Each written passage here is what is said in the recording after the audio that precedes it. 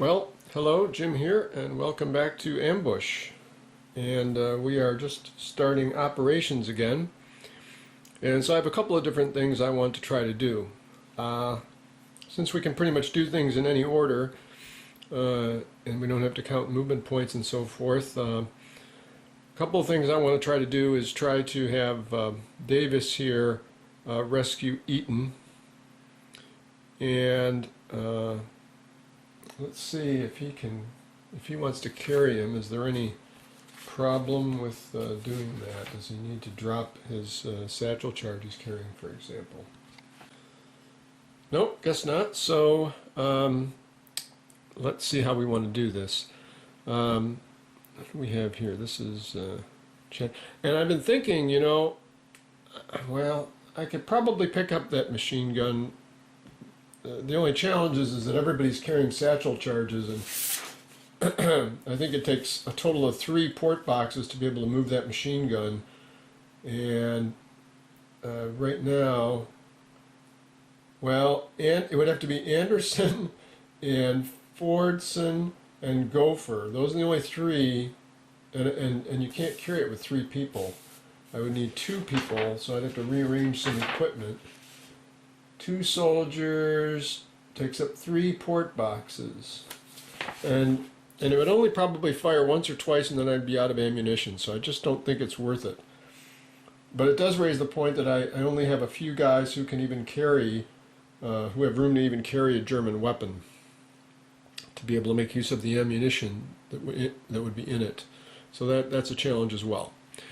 So what I'm going to do first is I'm going to have Davis take Eaton, and we're going to try to carry Eaton back over and put him in the canoe so that someone will be able to take him off the map. And I don't know if that's going to work out or not, but we'll try it. So we carry him 1 hex, and we have to keep rolling, and if we get a 0, Eaton dies. And we didn't. And I've checked these hexes before, I think, so I don't think that'll be a problem, but I'll make sure. Let's see. I-13, yep. J-12, he's still alive. And same old there. And K-12,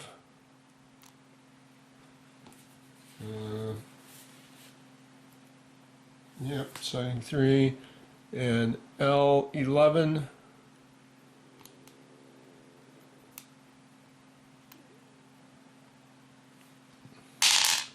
still alive. L11, nothing new there. So we one more into the hex with the canoe, and we did it. We've gotten him into the canoe. That's fantastic. Okay, so I can't really pile all these guys here very easily. So let's see. I'll just put them. Well, I guess I'll put them underneath here. So Davis is going to rest, and we'll probably want somebody to take that satchel charge. So we'll have somebody else pick that up in a minute. So we'll leave Eaton incapacitated here in this canoe. It's currently beached. And there's an action to exchange weapons and such. So in a minute I'll have somebody else pick up that satchel charge. So for now, let's see. Davis may be planning to, well, let's see. Somebody's got to go back up the river with and evacuate Eaton. Probably take somebody who's one of our less useful guys, like Gopher, to pull that off. Of course, I know it's best if I have somebody with a good driving skill and a good perception to avoid the rough water, and Gopher's not so good along those lines. So maybe that'll be the last thing we'll do, is we'll all leave by the canoe heading to the north. Okay, so anyways, just for sake of argument, since we're all in the same hex, I'm going to have Anderson pick up this satchel charge. So now Anderson is carrying a satchel charge, and he had room to do that. So we're going to write SC here for satchel charge for Anderson. And let's see, now what do we want to do? Well, what I'd like to do, I could still pick up something. Let's see, Fordson used his satchel charge, so he's got a port box free. So I could have him step into the hex with the Germans and see if he can pick up perhaps the machine pistol or something. But first, just for grins, I'm going to have everybody go into a crouched position now. Since anybody not carrying a body doesn't have to do anything special along those lines as far as maintaining their posture. So these guys are all here right now. And, we have Bastinelli.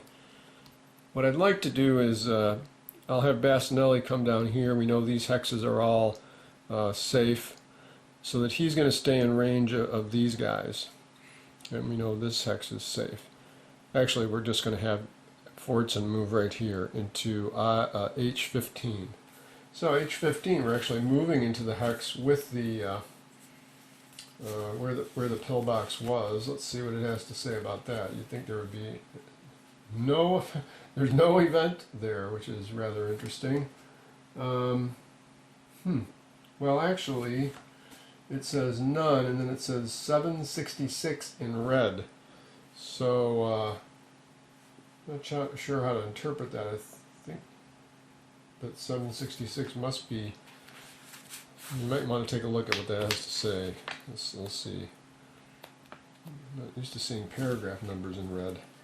766 says, if bunker intact, put special operation R in effect for this German. This German enters the bunker. So that red was applying if a German had moved there. And then if the bunker had been destroyed, put special reaction V into effect for this German. So, okay. So there's nothing there, but he will pick up the machine pistol.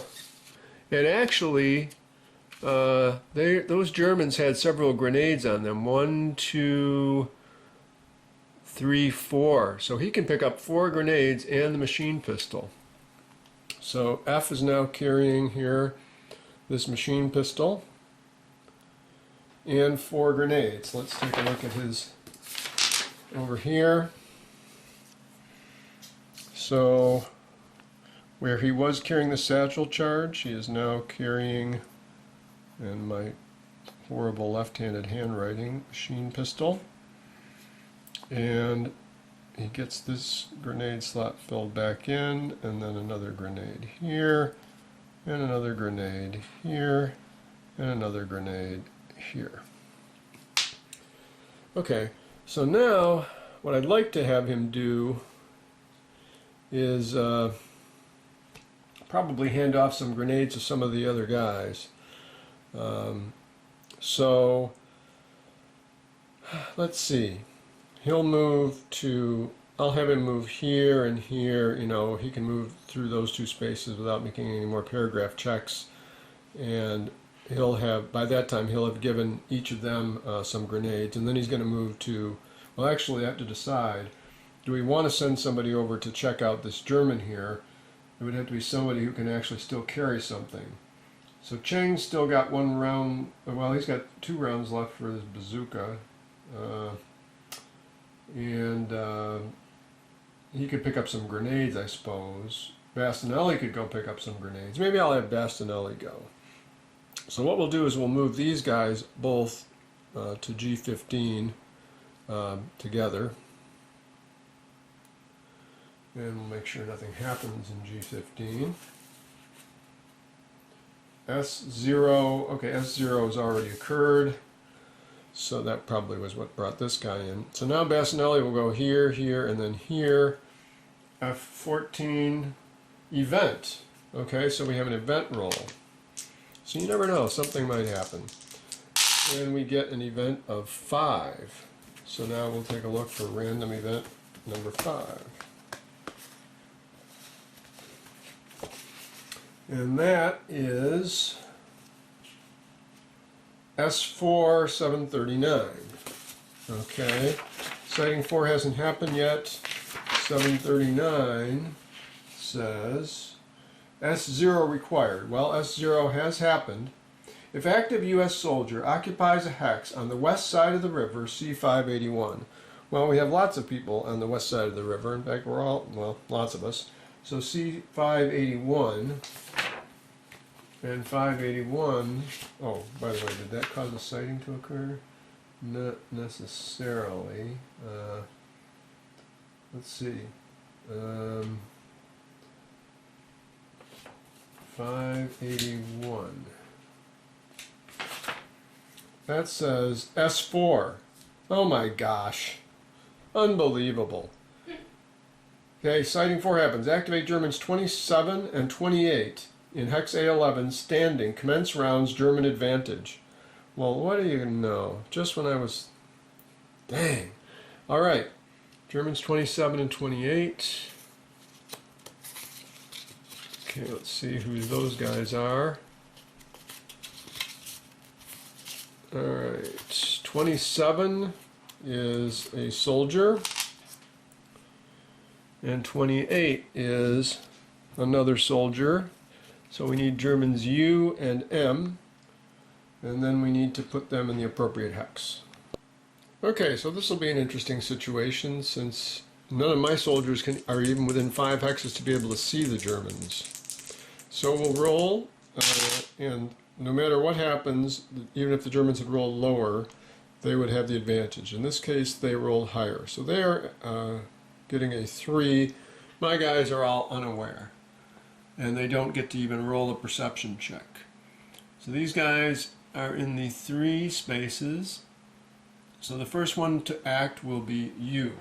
Let's roll an activation action number for him. We get a 4. So let's take a look at his card. And these guys say on first turn use 868. So we didn't really need to roll for. We'll use that 4 for the second turn of the round. So U on his first turn uses 868. And that says 868. Move as fast as possible. Fall prone at the end of the move if free stand change available and active U.S. soldier in sight. Oh my goodness. Well, this should be rather interesting. Okay, so 868, they're starting in A11. And this is soldier U who is moving. So first we have to figure out where he will move if he is in A11. And it says he will move to, from A11 he'll move to B11. So U moves to B11. 1, 2, 3, 4, 5. Well, he can't see me through these. Oh, wait, I'm at a higher elevation. I need to check. I think he can see me. Yes, he can see me, but it says that he is supposed to move as fast as possible and then at the end of his move fall prone if he can see me. So from B11 for his next move, oops, I almost looked at the wrong spot here. From B11 he will move to C12, which puts him there. And what's his movement allowance for U? His movement point allowance is 4. So he's moved 1, 2. So he'll move again from C12. C12 he moves to D11. And he's got 1 move left. So from from D11 he moves to E12. Puts him there, and then he falls prone since he may not be able to see me now because he's right behind the trees. We need to check the line of sight rules. Okay, so the rule is if sighting hexes are at different elevations, line of sight is blocked if the line of sight enters a hex adjacent to either the sighting or the target hex containing forest, brush, rubble, or rough at the same elevation as that hex. So in this case, we have a forest at the same elevation, the low elevation as you, and it is adjacent to him. So line of sight is blocked. He cannot see either of these people here. And 1, 2, 3, 4, 5, he's too far away to see G. So that is U's first move. So now, my guys don't act. U has taken his first move. I just moved him down to here. So now M will act. And M, on his first turn, will use 868. So basically, he'll do the exact same thing as you did because we already looked up all those hexes. And he does not fall prone because he didn't see anybody. So it's interesting. This event basically caused a German patrol to enter the area, or else someone coming to investigate all the sounds of gunfire. So now that's M's turn, and now we can go back to U, and he will take his turn. So U will use the activation number of 4 that we rolled earlier, and we look here at condition 3, 4, he uses 803. So paragraph 803 says, if active target visible, and German not in open hex, crouch, conduct best fire, fall prone to fire. If active target visible, blah, blah, blah. If no active target visible, run into open, crawl into any other type of hex. So it sounds like he's going to move 1 hex, either running or crawling, depending on what kind of terrain it tells him to move into. So he's currently in E12. And a German in E12, according to the chart here, will be moving to, oh, now it says 734. So that's interesting. What does 734 say?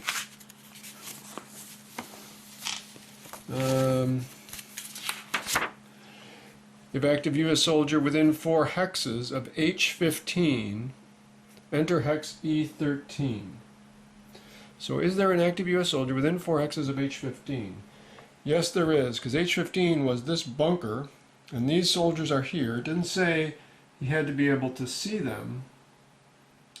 So it says these guys, actually not both of these guys, but you, who had a second turn, will move into E13. Let me just double check that. That was 734, right? Yep. Alright, so that's the end of his move. Oh, actually, he was supposed to crawl into this hex since it wasn't a clear terrain hex. Yikes. Okay, we're now about to get set up for the second action round.